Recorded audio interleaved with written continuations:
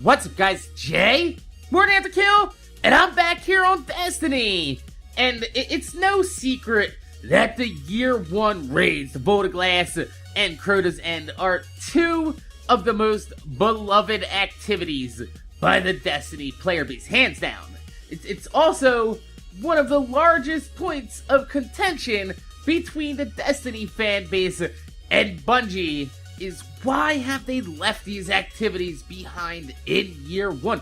Why have they not scaled these raids to Year 2 endgame? Give us more weekly activities! Or how come, at the very least, it hasn't been takenified, like most of the Year 1 activities have been for Year 2? And mostly, Bungie has maintained the stance that the VOG and Crota's End are still relevant activities in the quest lines for new players going through the game for the first time. You know, they represent an integral set point, and not just a player's initial leveling and progression through the game, but also they're very integral set points to the storyline in Destiny, with each raid acting as a culmination, a final endpoint in each storyline. Year 1 vanilla Destiny ends with the Vault of Glass. In the Dark Below, we go through Crota's storyline, we destroy him, which sets up the entire Taken King DLC, where we actually get to see Crota's funeral, and during the mission Paradox, we find that the Taken have invaded the Vault of Glass long before we ever stepped foot into it. Praedyth recognized the threat and took advantage of them being lost in the labyrinth to seal the Taken threat and himself in time, you know, explaining why the Gorgons, which look like Taken harpies, are still in the labyrinth searching for the same lost signal that we were in Paradox. Now, we find the signal, we uncover Praedyth, and we clear the Vault of Glass of Taken, since making sure that the Taken not getting their hands on time travel is #1 priority before we even ever set our sights on Oryx.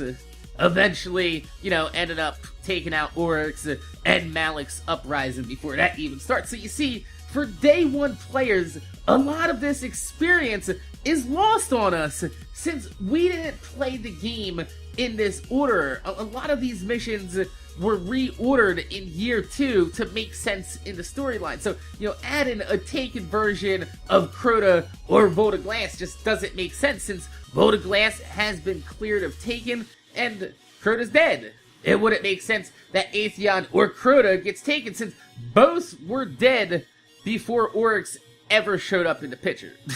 But that doesn't mean that these activities need to be lost forever. Now, I think the best way to make these activities relevant again would be to add branching, alternate paths, and endings to the raids that would take us into higher level areas that weren't previously accessible in early versions of the raid, and still make sense in the grand scheme of the storyline.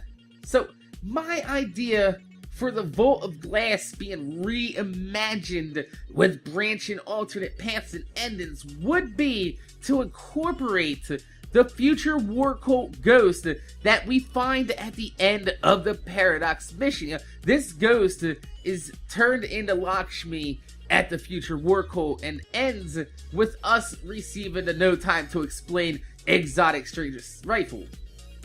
In my reimagining of the VOG for Year 3, if you finished the alternate Paradox questline, Lakshmi would now summon you and tell you that the ghost has awoken, and to take you back to the Vault of Glass to receive further instructions. And once inside, the ghost would lead you back to the same time portal that we used in the Paradox mission to reach the Taken threat that was sealed away in time.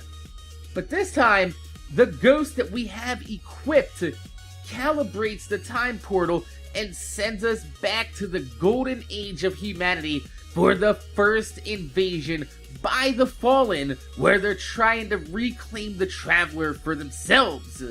and this time we fight alongside legendary guardians like Lord Shax to protect the city from all 4 houses of the Fallen that are attacking, and eventually we get overwhelmed, pushed back into the last area of the city for humanity's last stand at Twilight Gap. It's here where the Fallen finally reach the Traveler and begin to reclaim their light and purge themselves of the darkness. But Rasputin, in a last-ditch effort to save humanity, initiates the abhorrent imperative, which is Rasputin's final plan of action to force the Traveler to stay with humanity by attacking it, critically wounding the Traveler and forcing it to stay with humanity and side with humanity for its own survival.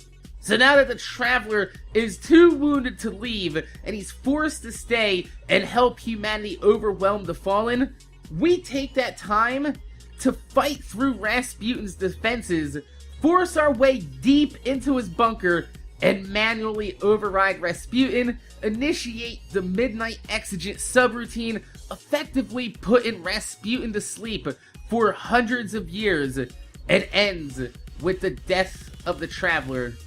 And in its final breath, we get to witness the birth of the ghosts in that moment. Finally, we come face to face with the Exo-Stranger, who explains that Rasputin's calculations could only foresee the certain doom of humanity without the Traveler by our sides, and our actions today are the reason why Rasputin doesn't fully trust us in the future.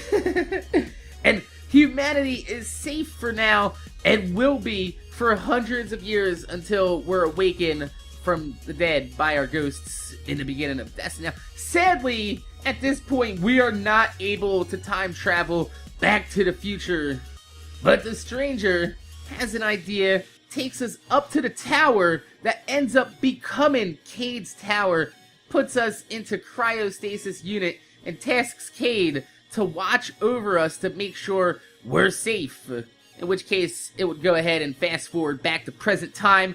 The Stranger shows up in the tower, and along with Cade comes to wake you up from cryostasis, revealing that the sleeping guardian the entire time in Cade's tower was you. And he finally offers you the loot in his hidden stash, once and for all, for your troubles.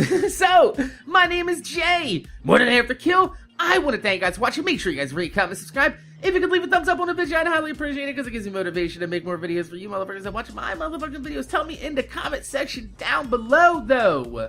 But what do you think of my reimagined alternate ending of the Vault of Glass for year 3? Do you think that Bungie, going down a similar path to this, offering a high-level branching paths and, alternate endings to year 1 raid would be a fun way to make at least portions of these activities that we all know and love relevant again, but also keeping the storyline continuity intact and still bringing a little bit something fresh and new to the game that you haven't played before? So if you have any ideas for these yourself, or you want to add something to my story or whatever, just please, by all means, let me know in the comment section down below the show. So, my name's Jay, MorninAfterKill. Thanks for watching. I'm gonna see you guys later.